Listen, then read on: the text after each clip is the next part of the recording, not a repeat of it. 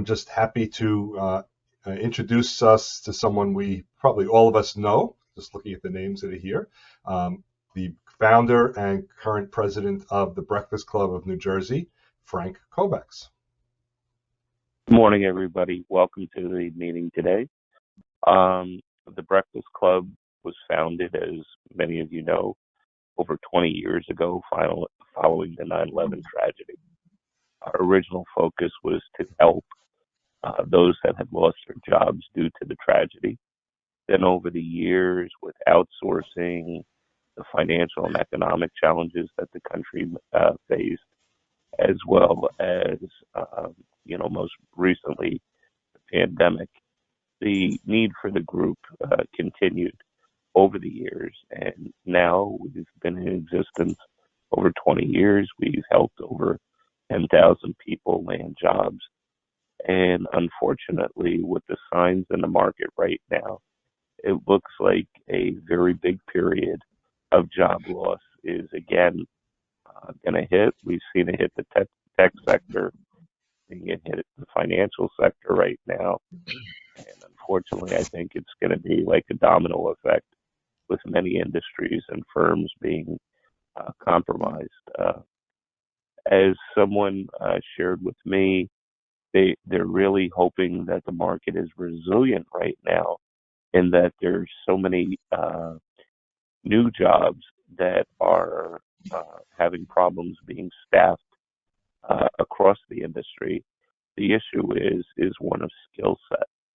So one of the other things that the Breakfast Club has tried strongly to do over that time is to make sure that we provide our members with insight of, how digital is changing jobs, how to upskill, how to reskill, in order to make sure that, you're in a place where you're highly marketable and have the skills required to meet what these new job opportunities require. So it's a matter right now of making sure that you invest the time in order to make sure you keep both your hard and soft skills up to date. So with that, I welcome you to take advantage of all the different resources we have. One of them is our groups.io email that we provide to all of our members. That is very critical, because once you join the Breakfast Club and you get on the email distribution list, that also allows you to be able to email all the members of the group. And the one key area or thing that helps everybody in landing a job is being able to get a personal recommendation to a hiring manager. And with the vast amount of Breakfast Club members that belong, it increases your ability to identify someone who either works at, used to work at, or knows somebody at the company you're targeting, and to reach out to them, connect with them, make your case as to why you're a match for the job that you're going for. And then hopefully that fellow Breakfast Club member would give you an introduction and possibly a recommendation into that hiring manager. So please avail yourself of all the resources. We have a Facebook group, a LinkedIn group, we have a meetup group. There's several different ways to network among the Breakfast Club members, and it's definitely your advantage to do so. With that, David Shuckman, who's chairing today's meeting, and Jerry Payton, our presentation committee of the Breakfast Club. And I'll turn it over now to Jerry, who has set up our speaker for today. Thank you. Thank you very much, Frank. Good morning, everyone. We have an excellent presentation for you today, and let me introduce today's speaker. Debra Wheatman is the founder and president of Careers Done Right, a marketing and personal branding company providing comprehensive services to job seekers and professionals who are proactive about managing their professional development and career planning efforts. She is a certified professional resume writer and certified professional career coach. She's been featured on Good Day New York, Fox Business News, CNBC, Forbes, and in the New York Times, Wall Street Journal, and Washington Post. I'd now like to introduce Deb. Thank you. Good morning, everyone. It's nice to be here. I'm excited to talk to you this morning about building your personal brand. I'm sure that you all know how important that is, because without your personal brand, you will likely struggle as part of getting your message across to your audience. So today we're going to be talking about building your brand, what that means, how to do it, and of course, as you know, why it's important. But embedded in the presentation, of course, the things that I talk about is why a brand is so important. If you have questions throughout, don't hesitate to stop and ask me. I will not lose my place, so that's completely fine. Without further ado, I will get started. So this image is part of my brand. Everywhere you see this image, you know that it's about me. Consistency is key when concerning your professional brand. So I don't know if some of you have seen LinkedIn profiles, or maybe you're on Instagram, or maybe you're on Faceplace or something else, another social media platform, and you see different images of people. Maybe they have one image of themselves in, one way, then another image in a different way. That is not consistent. The one thing you'll notice, especially about me, and I hope all of you as well, is that you have the same image across whatever platforms you are on. Particularly important because people want to see with whom they're engaging. And if you have some sort of avatar up or another type of picture, it doesn't really play well into your brand, because then you have all of these different things going on, different images, and people don't have any one thing to assign to you. And again, in light of the fact that people want to see who they're talking to, who they're doing business with, it really creates a connection. A lot of people are very visual. And as a result of that, your likeness, your image provides them, they get an immediate reaction. There's a visceral reaction when someone sees a picture. They immediately begin to form their opinion of you. So having a picture, and one that is consistent, is extremely important. Branding is very serious, and you must have a well-defined brand. It has to be memorable. It has to be something that creates an anchor between you and your audience.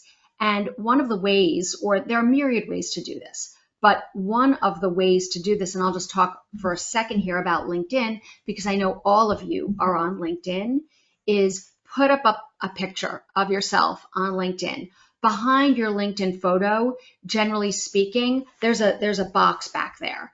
And a lot of times people leave it gray, meaning that it's just like the default box. You should not be doing that. You should have an image behind your picture. So an image behind the image, if you will. And that image should be something that is evocative of your brand. You can find pictures online and crop them to the size of the LinkedIn so that it meets the requirements of the banner size.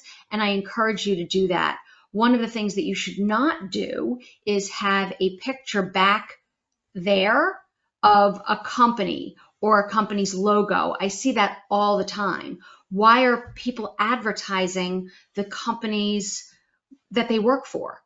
This advertisement essentially is free for you, and sometimes people use that instead to advertise a company.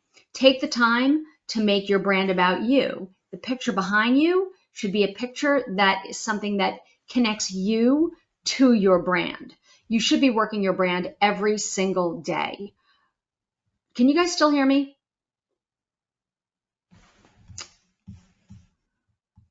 Can you hear me? Yes. Yes, we can. Okay. All right, good. I'm just making sure because something popped up and I just want to make sure that it isn't a problem. If you don't hear me, someone needs to raise their hand or something and let me know. Your brand is distinct and does help set you apart. And why this is so important is because as you begin to look for opportunities and pursue new work or transition from one position to another, your brand is the thing that will help set you apart. And furthermore, it will absolutely get you opportunities that maybe you didn't consider or didn't think you were qualified for. And I'm going to give you an example. So I have a 24-year-old son who currently works in Washington, D.C. in politics. We're not going to get involved in that, but he does work in the political arena, and he is in the process of looking for a new position. Well, he's been applying, and of course, as his mother, I'm helping him, and I have a very big network. So I'm introducing him to Congress people and a whole host of people. One of the things, though, that his resume was picked up for recently, and he's on his second round now, is for a position that is above where he currently is. It's a much more senior position. Why did he get called for that? Branding.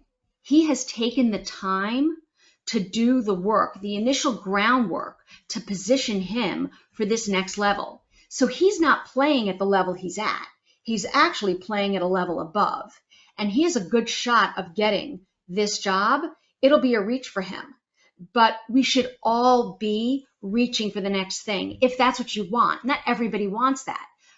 To the end that you want the next thing, you don't want to develop your brand, write your resume, write your cover letter for where you are. You want to write those things and position yourself for the things that are above that. Again, if that's what you're looking for. It's not where you're coming from, it's where you're going to. And what I often tell people is think about your aspiration. Write to your aspiration and write to your outcomes. Those are going to be the things that help you reach higher and move to the next thing. So as a young person, just getting back to my son, he is taking that and molding himself so that he can actually pursue the next thing that is beyond where he is today. Any questions, stop me. Let's see. What is your brand? It is a story, and nothing like a good story, right? Think about the times where you're talking to people and you tell them a story. What do? They generally will lean in. They're listening intently. They want to know what the outcome is. And I'm not saying, once upon a time, although that's the most quintessential storytelling opening ever. Once upon a time. All of a sudden you're like, okay, once upon a time what? And you want to know more. You want to know what happened. You want to get into the story. Your brand needs to be that once upon a time about you. It should engage people, make them trust you, make them want to learn more about you, portray the image that your visual presents about you. It should set clear expectations and do it quickly. Do it in a meaningful way and allow people to really understand the who, what, where, when, why, and how of who you are, why they should engage you, why they should keep listening, why they should reach out to you, have conversations with you, and what makes what you're saying compelling and important. Establish your brand in a way that sets you up for success and also provides a very strong indication of why you are the one that is able to do the job that you're positioning yourself for. Present the qualifications, the skills, the ideas, the examples of why you're amazing. And you're all amazing. We are all amazing in different ways and have different things to offer, different things to bring. Bring those to your interviews. Bring those things to your discussions and do it quickly and succinctly so that you are able to move ahead in the process of job search, move ahead in the process of interviewing, and land the next opportunity that is aligned with your goals, meets your needs, and allows you to contribute while learning new things. Some case studies in good branding, and I know you've seen these logos. Coke, Nike, everybody knows these. They are iconic. They are global. People all over the world, domestic, international, wherever you are. You can each probably tell me more than 5 things about each of these things. The feelings that you get when you see these logos. Your objective is to do that too. What are the 5 things you want people to know you for? Know about you, that you bring. When you're able to do that, you will engage people. You will have your once upon a time. You'll be able to tell your story in a way that is meaningful and measurable, and people will attach themselves to that. For example, my 17-year-old, she started writing her own blog. 2 of my kids have gotten the writing gene. The other one has the science gene. So I have two that are squarely in the English language. I know where the semicolon goes. The other one, not that she doesn't know, she does, but the other one, squarely chemistry, biochemistry, and things like that. So it's really interesting how people are so different and the things that they bring to their brand. My 17-year-old started writing a blog, and that blog is going to be published, part of her brand. People know her for writing, so much so, in fact, that her peers in school ask her to review the papers they've written. They ask her to check for grammar, syntax, spelling, everything that you look for when you're writing something, and you want to make sure that nothing is left out. They go to her. So she's already establishing her brand as someone who is able to share that information, write, review, ingest, and provide feedback in a way that helps people. That's her brand. What's your brand? Think about the things that you're really good at, that you like doing, and bring that to conversations so that people understand the areas in which you are an expert. Defining your brand. Consider the following things. What do you enjoy doing? Also, what don't you like? This is just as important. Oftentimes when I start engaging with a client, they have things on, I'm just going to talk about their resume for a second. They have things on their resume that they don't want to do.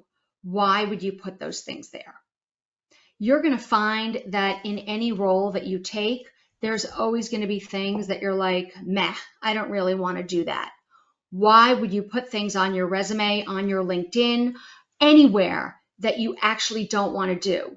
You should only be putting the things on those platforms, on your resume, of things that you're really, really interested in. As far as your brand, you still need to understand what you don't like, because that enters into the creation of your overall brand. Think about the areas in which you excel. What do people see in you? And most importantly, it's just not only about the things you know about yourself and how you reflect internally. It's also about going to the market and understanding and learning from people how they see you. Go to your friends, go to your family, go to your colleagues, go to your supervisor, go to people that report to you or previously have reported to you, and find out how they perceive you, because it really is like making a cake. If you leave out the sugar, your cake isn't going to taste that good. It's the same thing for your brand. You need to understand the entire picture. And understanding the entire picture is not just about what you know about yourself. And look, some people are much more self-aware than others. It's also about understanding what other people see in you, where they see things where you might need improvement. Thank you. Thank you, Juliet. Thank you. It is about storytelling, and it is about the parallels, right? Because everything we talk about ourselves, you could sort of think about, okay, do I know a story? Do I know an example? Do I know something that I could share that makes this much more relatable? That's branding. And if you do that and you really understand how to do that effectively, even if you're just getting started, you can still do it in a way that works for you. Get information from the market. And you know what? Sometimes you're going to hear things that you don't actually want to hear. Someone told me, or actually told me numerous times, feedback is a gift. And while that might be true, there's nothing more condescending than hearing that, which unfortunately I had to share with him. I said, love that once. More than once, not interested really. It just sounds condescending and patronizing, not a very good combination together. By themselves, they're not great. Together, it's like an explosion of, I don't want to hear that anymore. But feedback is important, especially in this situation. Why? It's important because you need to take all of that, all of the ingredients to make your cake, all of those things to ensure that you are making the best tasting cake. If you guys have questions, unmute and ask me. I'm not going to be able to sort of manage the chat and respond to questions, and I don't want to miss anything. So if you have a question, just start talking. Get active on LinkedIn. You cannot afford to ignore LinkedIn. And I don't know about you, and I'd love to hear some actually commentary from the group as of late, and actually before as of late. I see a lot of things on LinkedIn that I don't believe belong there. And this is my personal and my professional opinion. People talking about things, and believe me, don't think I am not, sympathetic and in a lot of cases empathetic to the things that I'm seeing on there. But I've seen people taking, photos of loved ones in the hospital, right? People talking about situations that are deeply, deeply personal. I saw one the other day. It was a missive, and I'm not kidding you. It was a missive about someone's husband, and, he was like a philanderer or whatever. These are not things that belong on LinkedIn. And as it relates to branding, not a good branding tactic. You don't want to be known for these things. Oh, that was the person whose husband cheated on her 7 times. Oh, this was the person who talked about her father's, cancer treatment, or his wife's, illness. This is a platform for business engagement and to help you expand your network as part of looking for and securing new opportunities. Recruiters are on there. Millions and millions of people globally are on LinkedIn. Do you really want to air your divorce and the War of the Roses situation on your LinkedIn profile? That's not the place for this stuff. However, not having a LinkedIn profile is just as detrimental. One of the first things people are going to do when you apply online, when you submit your resume, when you give it to someone, is they're going to go check out your LinkedIn profile. Do not copy and paste this into LinkedIn. That is not what you should be doing. You should be writing something that is compelling, that sort of summarizes the highlights with keywords and things that are going to be recognized in the LinkedIn algorithm if anybody has the 8 ball, because LinkedIn continues to change the algorithm, which makes it distinctly difficult to really get sort of aligned on there and really, really dig in deep. But as much as you can, make it aligned with your goals, your aspirations, your brand, with examples. The best place to include things on LinkedIn is really in the About area. I can't tell you how many times I've gone on LinkedIn and I don't see someone's About area. That is a big mistake. You should have an About area well developed with some examples up there and core competencies that align to your brand. If you are actively looking, and let's say, so there's 2 types of people, right? You're either actively looking and you're employed, or you're looking and you're unemployed, or 3 things, or you're a passive job seeker. You can on LinkedIn turn on the open to work that presents that green banner so that it goes out to everybody, or you can turn on open to work where only recruiters see it. The green banner is not there, and recruiters will start to reach out to you based upon your LinkedIn profile, but there's no banner on there, which sort of is a nice way to let people know that you're looking without having it be that screaming, hey, I'm excited and I'm ready to get back to work, whatever. Sometimes it can, spark a little bit of that desperation, which we're trying to avoid, because part of your brand needs to have the allure, right? And like the engagement that you're open, you'll have a conversation. It's sort of like that dating thing. You want to show some interest, but not be overly interested, because then people looking for jobs when you're unemployed and really feeling that level of like, I got to find something, that sort of underlying desperation, sometimes people will take advantage of, and you don't want that. You're not working because you're so excited to go every day to a place, whether it's virtual or otherwise. Everybody needs to make money. That's what it's about. And we need to disabuse ourselves, especially hiring companies, of the fact that people are going there to make money for a big organization. We need money. And when we're interviewing, we want to put ourselves in the best position to get as much money as possible. Sign up for LinkedIn. If you're not on there, post content. And I'm not saying you need to set up an editorial calendar. You do not. But there should be some level of consistency in your posts. That way you can engage other people, reach out to people, and really build your brand in a way that attracts other people and allows you to start that engagement so that you can build your brand, network effectively, and have people not only reach out to you, but you reach out to them and have that dialogue that will engage and ensure that you are able to pursue opportunities that people will take the time to say, hey, I have something that maybe would be interesting for you. I'd like to share your resume, or I'd like to make an introduction, or allow you the comfort level to ask for an introduction. Any questions so far? Yeah, Deb, I have a question, actually a comment. By the way, I love your presentation. I'm aligned with you 100%. But one of the things I hear often, Alex, I want to be very active, but I don't want my boss to know about it. I don't want the company to know about it, but I'm really looking. How do you balance the two?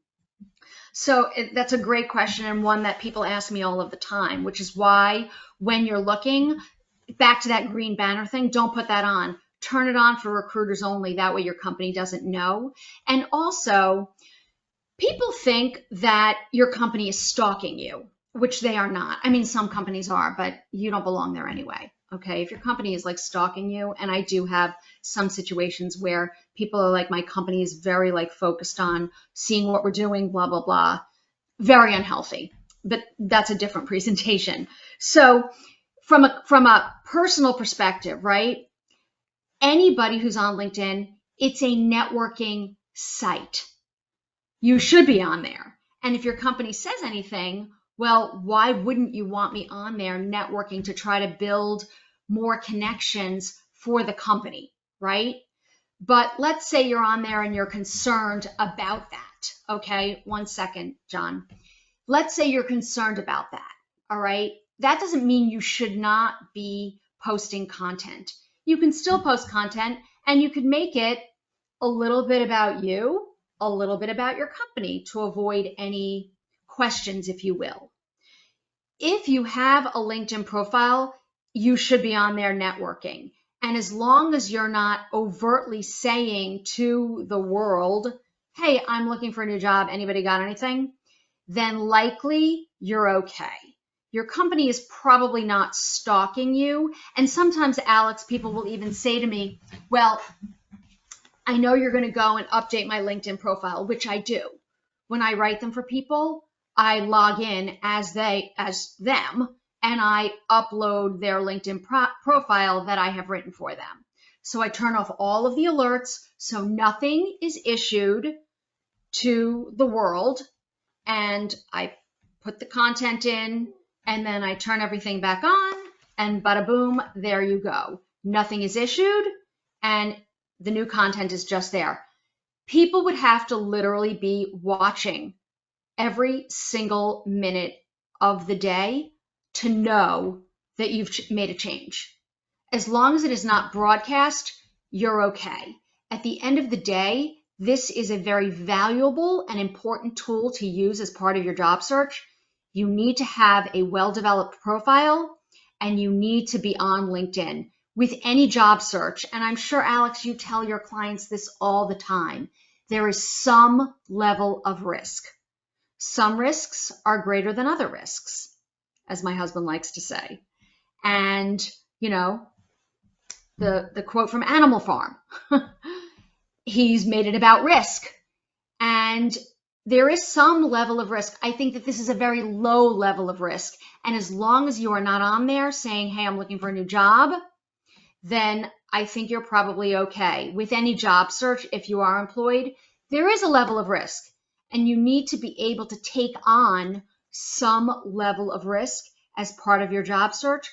If you don't, you'll never leave. You can't be so worried and, you know, panicked about your company knowing that you're not going to do anything at all. John? Do you have a question?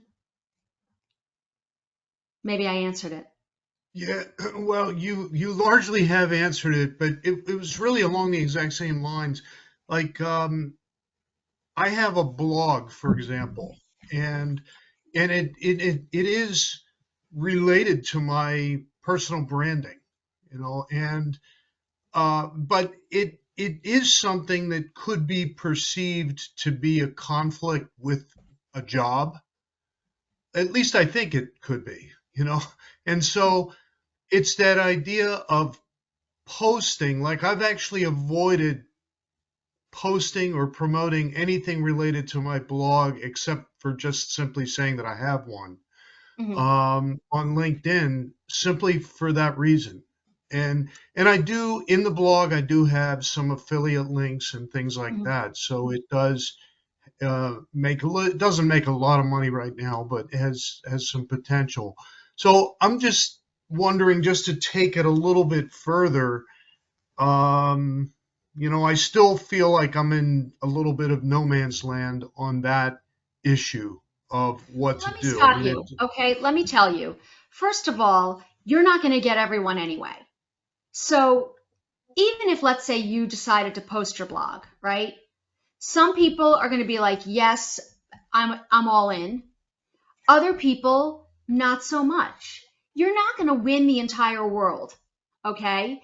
And I tell this to Corey, my son, all the time, because again, as I said, he works in politics. And just to bring that to a place where it connects to you, he writes a blog. Okay, he's on Substack. Does anybody know what Substack is? If you don't, it's a terrific platform for blogging. It's really easy and it's very nice. So he writes a Substack. Now he's 24. Okay, he is very liberal. He writes a blog that is left leaning, but he's also talked about a lot of other topics because he's very knowledgeable about global politics and history. So he wrote a whole thing on the war, all right, which was really, really interesting and very informative. He's also written things on just other topics that sort of are outliers to what would be perceived as directly political. Mm-hmm. And he posts his Substack. And I've just encouraged him, and I think he's going to start doing it, he didn't want to put it on LinkedIn, but I've encouraged him to do so because he's not going to get everyone. And listen, at the end of the day, a Republican-leaning think tank or policy company is not going to hire Corey. They're just not. They don't have the same ideals or the same ideas, right? Mm-hmm. But a Democratic one will, right? They absolutely will, because there's an alignment. It's the same Mm-hmm. for you. You're not going to find there are going to be a group of people that, no, John, they're not going to be interested in you because the things in your blog are not going to be things that they agree with. But there will be a Mm-hmm. bunch of other people that will. That should not preclude you from writing. Some of the stuff, look, these blogs, anything that you put out, one of the things that Corey's blog does, it sparks debate. He's very respectful and he definitely shows both sides, but you could see where he leans, right? You could see what the leaning is. Mm-hmm. And it's probably the same thing for you, but it doesn't matter. You're not going to get everybody, but you don't need everybody. You only Mm-hmm. need a small section of those people. Mm-hmm. People that agree with you, those are going to be people that come to you. Okay. Okay? Great. All right. Thank you very much. Appreciate You're it. welcome. You're not going to limit yourself on just LinkedIn. I mean, there are other platforms. I personally really spend most of my time on LinkedIn. These other things, I don't know about all of you, but you can really get sucked in. Not necessarily Twitter, which we don't even need to go there. Holy smokes, that place is, to call it a dumpster fire is an understatement if ever there was one. But you could be on Instagram, and that's a good place for people who have, like, I think more of, I have a presence on Instagram, but I find that it's more useful and impactful for people who have more of a creative, type of business. Maybe you're on Facebook. I don't really spend a lot of time there. A lot of people have, posts there. It's much more personal. Maybe you feel comfortable or want to create these videos on TikTok, but I find that that's much more for younger people than, although I do see people, our age or, on TikTok. I find I don't really go on TikTok unless someone sends me something to look at. You could spend, oh my gosh, you could just get sucked in there, and before you know it, you have literally wasted an hour and a half. And I do mean wasted. Yeah, I just don't. And also some of the things on there, in all of these platforms, actually, I find unhealthy. I don't know how many of you, like, I'll be looking at news and I'll be fine and feel like perfectly happy. Then I go and I start looking at the phone, and then, I don't know, 20 minutes later, I'm not in such a good mood anymore. And maybe that's happened to all of you, but I try to stay away because it really does, in a lot of ways, affect my mood. I see things that are not pleasant or unhappy or make me feel, unhappy for other people. So I try not to, and there's a lot of it. There's Reddit, where, you have the "Am I the A-hole" subreddit. Does anybody get that or read that? The AIAH subreddit. I'm just trying to get the acronym because I don't really want to say that. Or Quora, where people write in with questions. It's mind-boggling. So you don't have to limit yourself on social media. Did someone have a question? I thought I saw something. Yeah, there is, Deborah. There's one from Alex. Yes. The question he posted is, if you are blogging, would it make more sense to blog on your own LinkedIn profile versus a blogging site?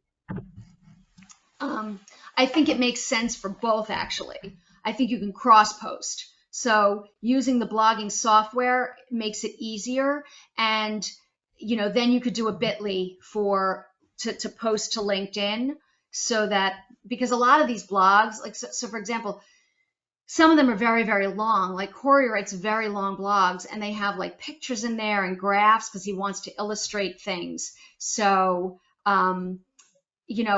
you might want to cross post. That way people can go back and read the full thing, and then way they have the little bit.ly thing. If you're going to do just like a snapshot, then you could just put it on LinkedIn. Maybe you want to do the TLDR, too long didn't read, and you have like a small thing and say, for more information, see my blog, and have a link.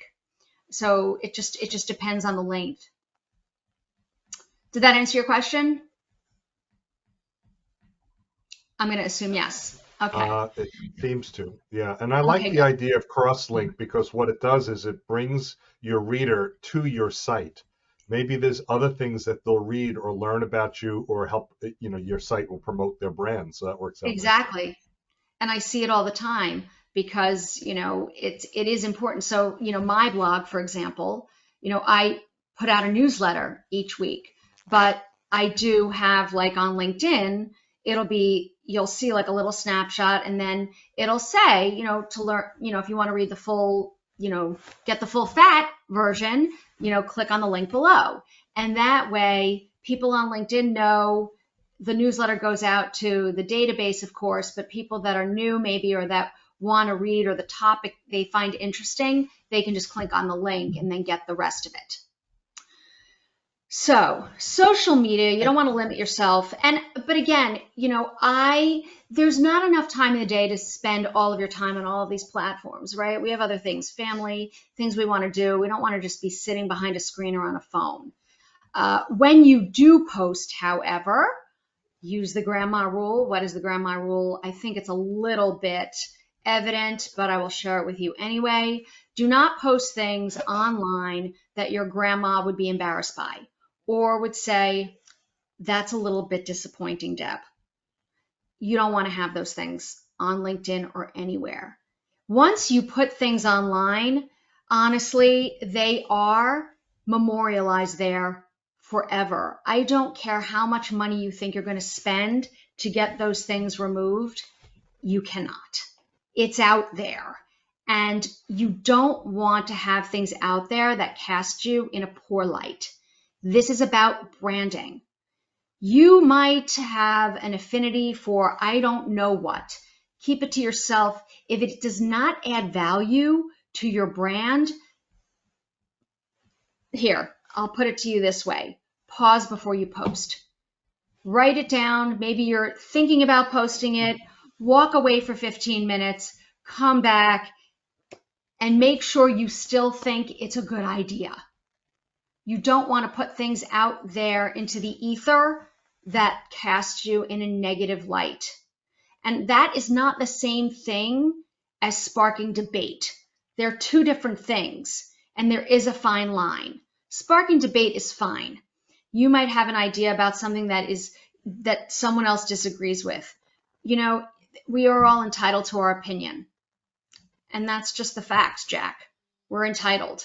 That doesn't mean you have to put things out there that are, derogatory or rude or in some way, incite people to really, really have such a visceral reaction. Think about it before you post it, because it is your brand. What do you want other people to think of when they read the things that they read that you post? You know that quote that is attributed to Maya Angelou. People, and I think it's in here, people will remember the things that the emotion, the things that you say. They won't remember other things, but they will remember how you make them feel. That's what they'll remember, even though she wasn't the first person to say that. It is attributed to her, but they will remember how you make them feel. And if that feeling is not positive, happy, or memorable in a way that is close to them, they will not engage anymore. Coke wants you to think of joy, remember? And I know we all remember. Remember the commercials where they were standing in the field, everybody's singing, yay, it's such a good time, they're having a picnic, blah, blah, blah. I would like to teach the world to sing in perfect harmony. That's it. Thank you, David. That's what Coke wants you to feel. They want you to come together with friends and family and have that feeling of joy. Nike, what do they want you to feel? They want you to feel the power of pursuing your passions and achievement, right? That you can persevere, strength, and that you can do it. You can do it. Just do it. You can do it. That's what Nike wants you to think and feel. And they do an amazing job of it. The brand you showcase should always center around that question. What do you want people to feel? What do you want them to take away from your brand and from their engagement with you? It represents your UVP, your unique value proposition. Your brand is portable. It is something that changes with you over time, and you don't want to, your brand is not a crock pot. You are not going to set it and forget it. You are not the same person today that you were 5 years ago. That's why it's so important that you maintain engagement with your own brand and understand how you've changed. Keeping notes and understanding what about you has changed over the years and evolving your brand as you evolve is critical to making sure that it remains up to date and the things that are part of your UVP, your unique value proposition, are incorporated into your brand and evolved as you evolve. In terms of looking for your next opportunity and who your target audience is, think about who's my target? Who do I want to appeal to with this? What types of companies? In what industries? What type of hiring manager? In what field did they work? What problems are they trying to solve? A lot of times people will say, and this is a good lesson, I think, people will say, you might call someone and say, how can I help you? Honest to God, people, they don't know. You should be offering them something, not asking them, how can I help you? You're just giving them another thing to think about.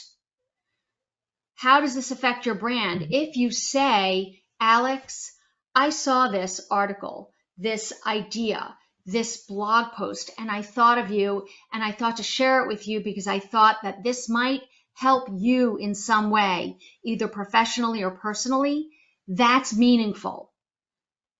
It demonstrates that you're thinking about a person and that you've gone the extra step to provide them, you've given them something and you've thought about them versus saying, how can I help you? When people ask me that, I never know the answer. Never. I've not once said, you know how you can help me? Blop. I've always said, I'll have to think about that and get back to you, because you're giving me extra work to do. I already have enough work. I don't need any extra work. That's not work that I want. If you want to help me, think about a way in which you can add value and then do that. That will leave a lasting, indelible impression on your target, and they will then think of you, and your brand will blossom from that. Knowing your audience and how you might help them, which comes from research. If anybody knows anything about me, you know I am a researcher, a voracious reader. I look for things. I try to find things online and in other places that I think will be impactful for others. And that's critically important, because it allows me and will allow you to provide value to people without asking them, how can I help you? See, here we are, research. Research is very, very important. I'm just reading a comment. Yes, thank you, George. It is, George commented, it's about differentiation, and that is very, very true. If you differentiate yourself, and it's hard now, it's like standing in the middle of Times Square and thinking one flashing billboard is going to be the thing that attracts and keeps your attention. It isn't. It is just not. There's just too much going on. Yes, Juliet, the presentation will be shared. It's for you, David, but I answered. Sorry about that. Research is important. Sorry about that. Taking away the answer from David. Unintentional. Research is critically important to defining your brand. Learn the players in your market. I do a lot of work with people that are looking for paid board work. So they are, very, very senior people, and they're looking for work on Fortune boards. And I had a situation where this client she was really, really desperate, in my opinion, to get a paid board role, which she did. Okay, we worked together, she landed that paid board role, and then what happened? She found out very shortly thereafter that it was not the right board for her, for a number of reasons that I'm not even going to get into now. But had she done the research, she would have known that it wasn't the right thing for her. She wound up rolling off that board quickly because it wasn't right for her, and is now pursuing another board position, which she's going to get. It's coming into the she's about to cross the finish line, as it were. Why research is important for your job search? For the same reason it was important to her to do her research on the board. Not all jobs are created equal. How many times have all of us taken a position and realized, oh my God, what am I doing here? Why am I here? This is not the right place for me. This is in some situations toxic. The person to whom I'm reporting is a monster, whatever, right? It's happened to everybody. I know it because I hear about it all day, every day. You must do your research. You must ask questions. You must use that research to inform your decisions. We have an inner voice. We all have an inner voice. And how many times have you been like, fly, go away? Do not bother me with the right answer.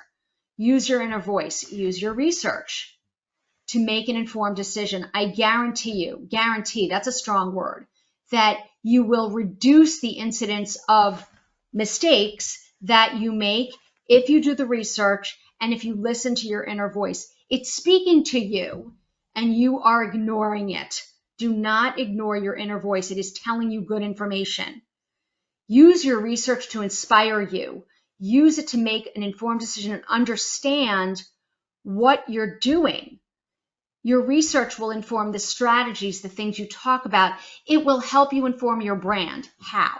Because when you go to your next interview, when you have your next coffee meeting, whether it's hybrid virtual, or in person, or a combination of hybrid, maybe you're speaking to someone online and then having a coffee, your research will allow you to share information that maybe the person with whom you're speaking doesn't even know, and will be insightful for them.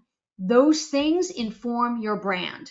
I love research. It allows me to identify and find out things that other people didn't even know, and I can then share it with them, and it brings them joy because I've given them information that they didn't know about. Here's an example. When I was in college a million years ago, I had to do a very extensive paper for one of my classes. I don't even remember the class, but I wrote about, this is going to give you a little bit of insight, sort of how things happen. Before remember the Tide Pod when that came out, and you could just throw that thing in the laundry instead of using the detergent that's liquid? I knew about that before Procter & Gamble launched the Tide Pod. How? Research. I wrote an entire paper about how they were going to be launching this new product. Lo and behold, not kidding, like 6 weeks later, the Tide Pod was released in the market. I wrote a paper about it before it actually was released. How? Research. I did so much research. This is before the internet. But there were things about it already being written, whatever. I did the research to find out about this and wrote a paper about it. That's the value and the power of research. Schedule informational interviews. Nothing better than finding out in advance what you're getting yourself into. And this will also inform your brand. How? Because it allows people to understand more about you. And your questions and that dialogue, that interaction, shows people your interest. It shows people your understanding. I'm listening. I'm reading, rather. I'm the one who gets it done. Yes, she does. Carol, good for you. Understand through your research, through your interviews, informational interviews, that helps inform your brand. You will understand more about the company. It's what guides it. It's mission, vision, and values, which are extremely important now, right? You want to make sure that those things are aligned with your goals and your values. You don't want to go to a company that doesn't align with your vision. I just put up a thing on LinkedIn. I don't know if anybody saw it, but there was a situation at a restaurant. I mean, you can look at it online. It's out there now. About a manager who wrote something that was completely inappropriate to her staff. And one of the things that she said was that from now on, if you're going to call out sick, I don't care if your dog died. You will have to bring your dog to the company, to the office, the restaurant, as proof that your dog died. Now, this was not like an actual thing that she wanted, likely, but she was using it to illustrate a point that, sort of fell short of what she should have done. Poor branding for her. She was subsequently terminated for the rant that she put out to her employees because it doesn't send a good message. Who's going to want to go to work for a company that has management that espouses these ideas? You want people that are understanding, that appreciate the fact that life happens. People get sick, pets die, right? Things happen. You broke a toe, whatever. But it's important that people are empathetic. They might not necessarily be sympathetic, but at least they can be empathetic. Or sometimes they can be both. But it is all about branding, and you don't want to go to a place that doesn't align with your goals, both personally and professionally. Informational interviews will help you identify these things. If you go to an informational interview and you find that you want to speak to someone, on the team, and they're like, well, we don't do that. Maybe you want to take a pause and think, well, this might not be the right place for me because I want to learn more. Informational interviews allow you to learn more. It allows you to share your brand, but also understand the brand of the company. You want to create an elevator pitch. This is your 30, yes, the dog died post on LinkedIn. David, thank you for posting it. And you know what, David, just for a second, other people, fine, it's fine to comment, but a couple of people, basically what they did was they did the research and they found out where it was, right? What company, what restaurant, and they were like linking to it. And they were linking to it on my post. And I was like, no, ma'am, you're not doing that. You want to post that on your page? Go right ahead. This is my page. I'm not interested in making this more uncomfortable for the person who likely she realizes now that she made a serious faux pas.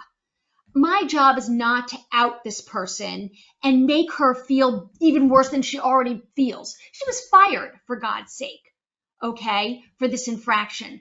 Likely she's still licking her wounds from this. I don't want to be the person that's like, haha, let me tell you about this person.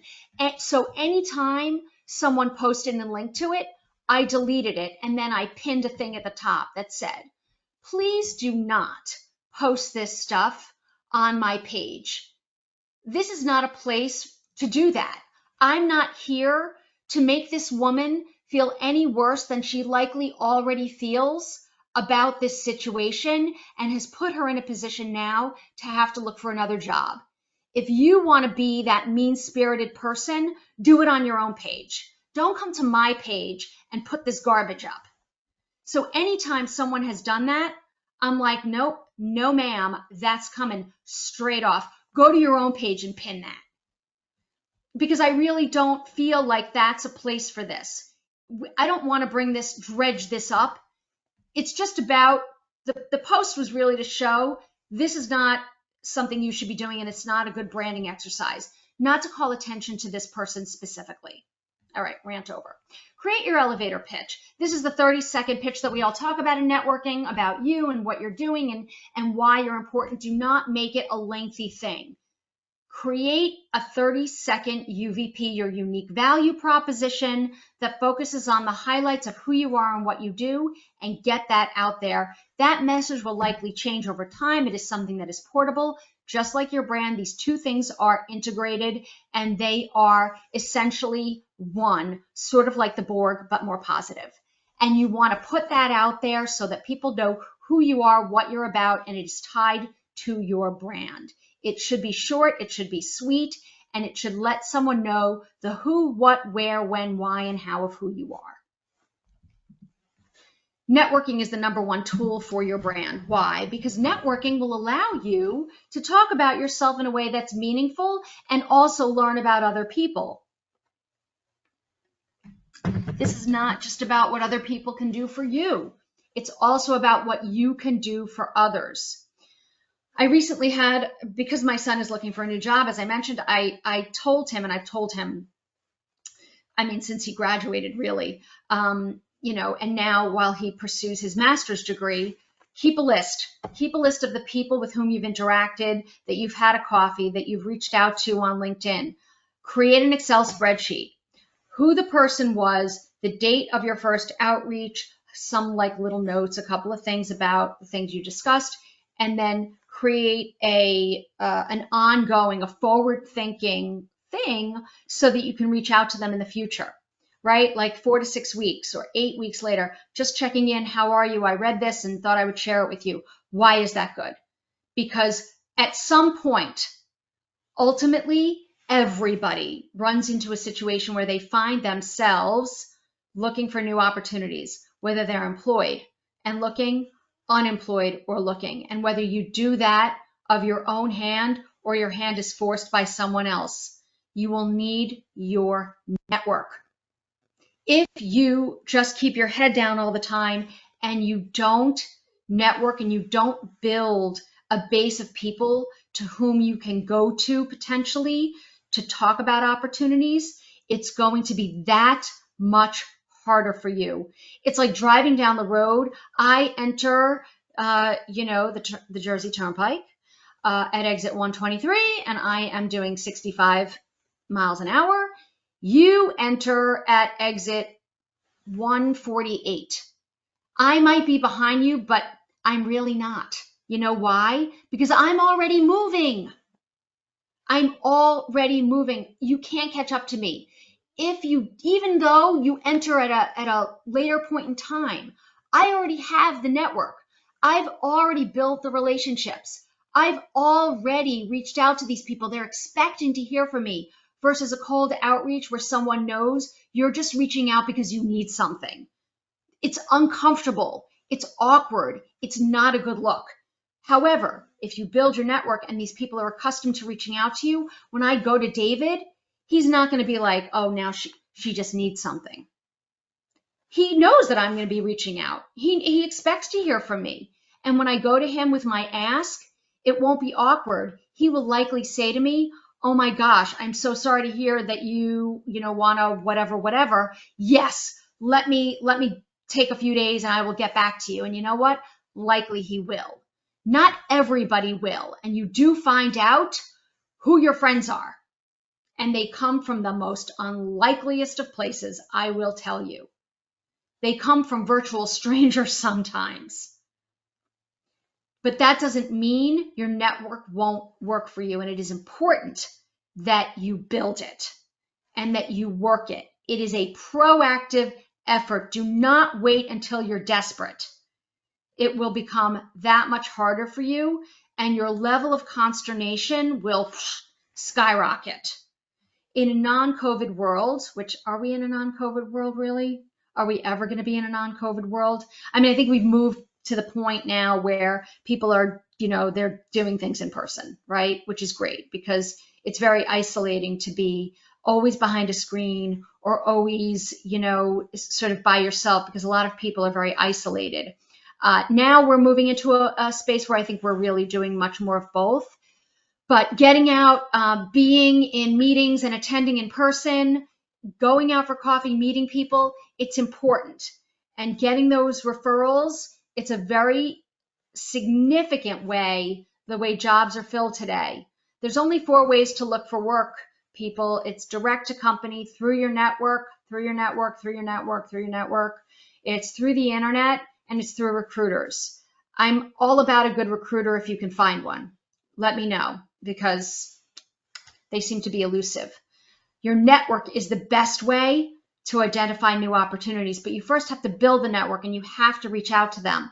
Otherwise, they're not going to work for you. And don't just make people take your word for it. This is why building a presence on LinkedIn and getting referrals is important. Do you make decisions without getting a second opinion? Go on LinkedIn and do your research. Look at endorsements. Look at the company.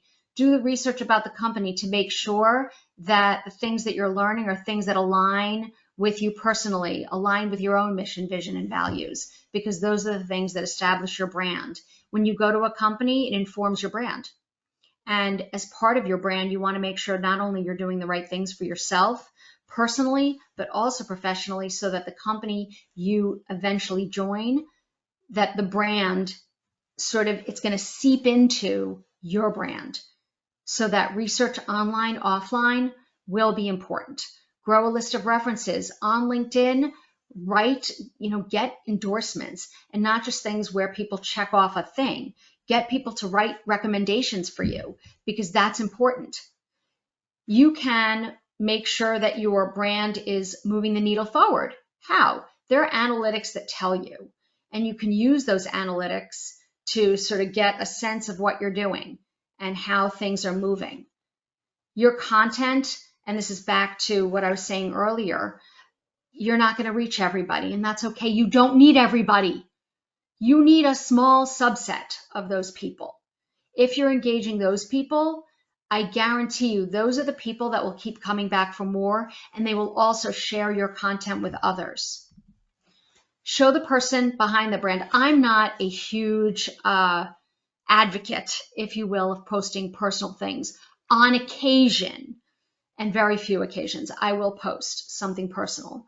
And I did just recently actually post something personal because it happened to be relevant. My daughter was nominated for a Pathfinder award. She was nominated, which there's only 18 given out per school. It's 1 per category. So there are different categories. And she was nominated for the language category because she is fluent in French. And she is 17. And that's a huge, it's a very significant thing that she was even nominated. 1 person per category per school, and is a statewide thing. There is I want to say, she has to do certain things to even be considered for winning, and it's competitive. and she will be going up against other people in the state to win. And I think the first prize is like $7,000. It's a cash prize, whatever. So I did post about it because it is so significant to even be nominated for that. So I was super proud of her, obviously, and I did post about it, which oddly, and I don't know, I would be interested in hearing from you guys. I post a lot of things, and I think you know this, about job searching and branding and interviewing and providing people with tips and things that they can be doing to advance their job search and get more interviews and land positions. Those things, do they get shared? Yeah. Do they get likes and feedback? Yeah. That thing that I posted, it literally blew up. Like, people are still commenting and posting about it. Something that has nothing to do with helping other people with their interviews and job search. I don't understand. And the other things that I post that are really very valuable for the job seeking community don't get nearly as much engagement as that posted. So I don't know. I'm honestly mystified. So even the most professional people, yes, people like to be inspired. That's true. But I like to think, and maybe I should disabuse myself of the notion that people are inspired by the things I'm writing about interviewing is inspiring. Maybe, I don't know. But during this time, especially, you know, people definitely want to be inspired during the holidays, and I think beyond. Posting something personal that's uplifting, yes, inspiring is true. Might be the reason. And I think it's important because it shows a side of yourself that's a little bit more personal, and maybe that's really the takeaway here. But people do like to be inspired, and I think in a world that seemingly is increasingly aggressive, if you will, without getting into that sort of thing, maybe hearing those things and reading those things and providing people a level of inspiration maybe brings them up, and again, attaches to your brand. Remember, everything you do, say, post, it comes back to your brand. And back to the grandma rule, if you will. Be careful about posting things that just, there's no point. You are not going to get people to change their mind about, you know, religion, politics. I say stay away from these topics. You know, these are 4 things that people just, no one is going to change their mind. If they already have a long held belief about politics, their affiliation, and what they believe, your 5-minute tirade about why they're wrong is just going to get you into an argument and 15 minutes of time you'll never see again. You're not going to change their mind. You're just going to be aggravated, and that's all that's going to happen. You're going to be aggravated. So stay away from these things. You're fine to have your beliefs. Everybody is entitled to their opinion. And while I would like to think that people are receptive and open to the ideas of others, which I think is critically important, and embrace people that are not like you, it just doesn't happen. It just doesn't. And I'm not being negative about it. I've just seen that it doesn't happen. I would like people to be more open and embrace people that are different and really choose to learn, as opposed to dismissing something they don't understand. But we have to understand that not everybody's going to be like that.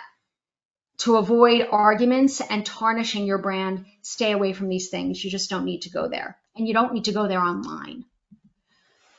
Your brand is a long-term commitment. It is a long-term commitment to you, because the best brands, they evolve and they're built over years. You want to maintain your online presence, focus on actions and results. Those are going to be the things that really hit a home run and essentially knock the cover off the ball.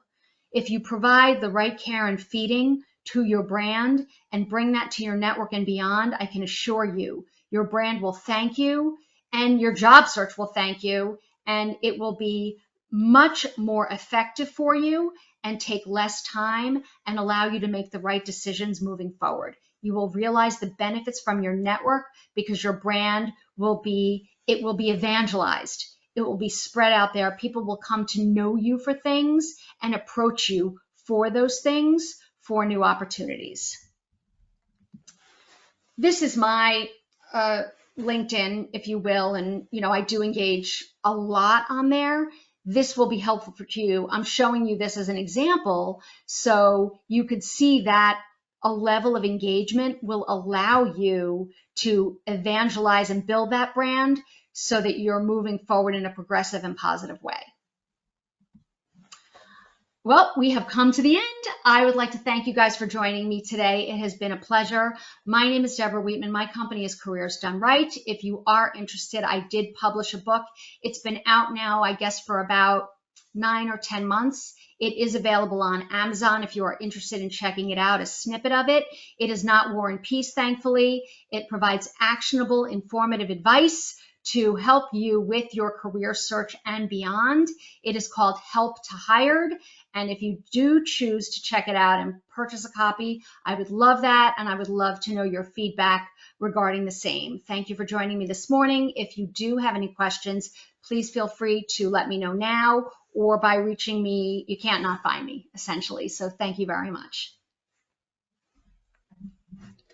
Well, thank you, Deborah. Thank you. As always, this was wonderful. It was insightful, incredibly informative. Folks, any questions for Deborah before we end this portion of the meeting? Now is your time to check in with Deborah. Going once, going Hi. twice. Oh, good. Hi. I have a question. So when it comes to posting jobs that employers don't, so for instance, I have a full-time job, working, doing contracting for the state, and then I have a part-time job doing financial coaching. I want to start to leverage my financial coaching experience on my LinkedIn page. I don't have it published at all, because I don't want to alert employers at the EDA. But just from listening to you, thank you so much for your presentation. Like you said, they probably won't even notice. And then the tip that you gave as far as taking off the alerts before I update my profile and then turning the alerts back on after I update the profile was very helpful as well. Do you think that it's a conflict of interest to be posting multiple jobs on your LinkedIn page that you have at one time? Does that look bad to employers? Like, this person has too many jobs? How does that look to employers if you have more than one job?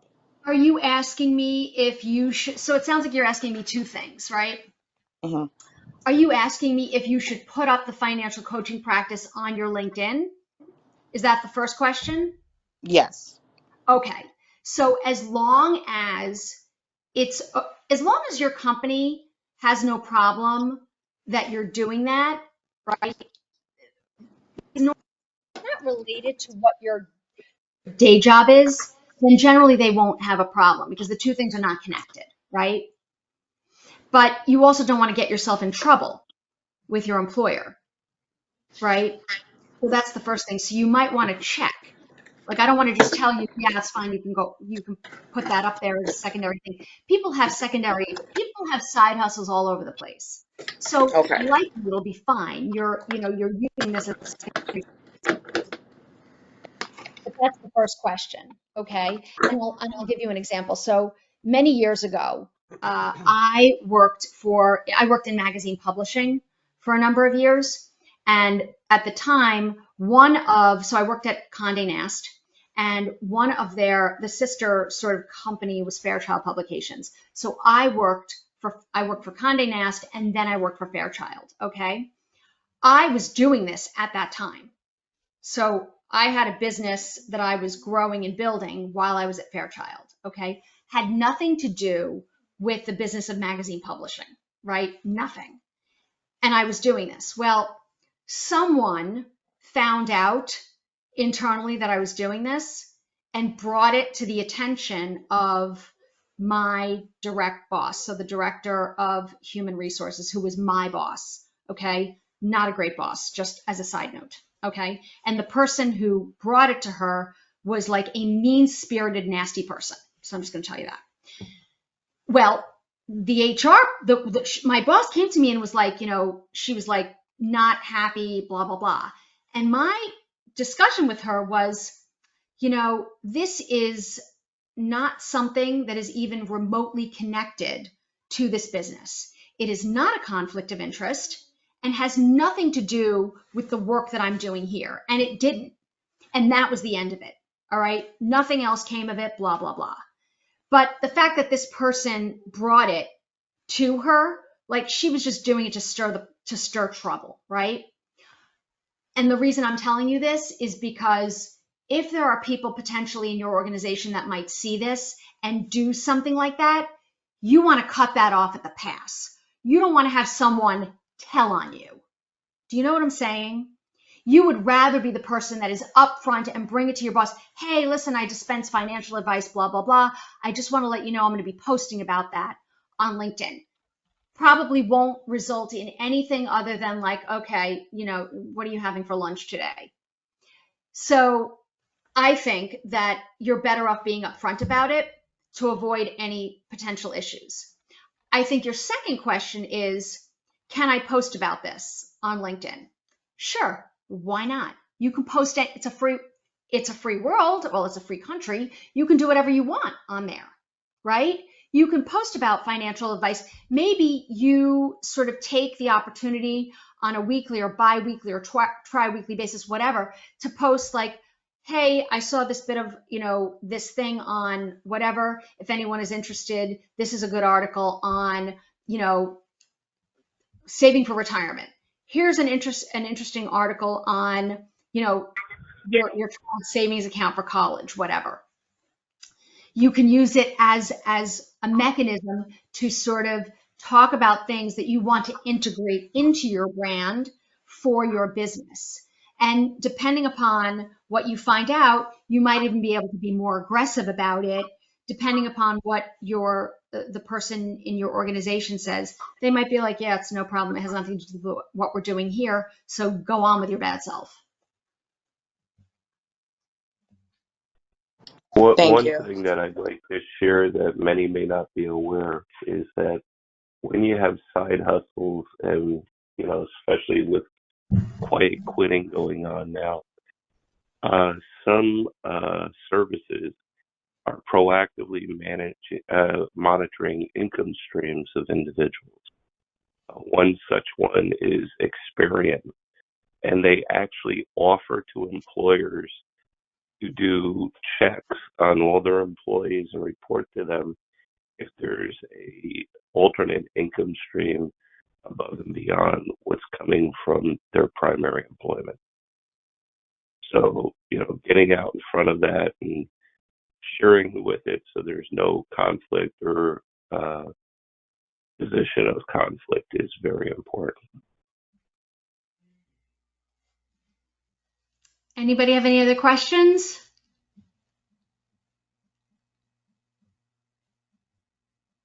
Right. Well, Deb, again, thank you so much for being such a good friend and supporter of, well, the Breakfast Club of New Jersey and all job seekers in general. So thank you for that. Thank you for having me.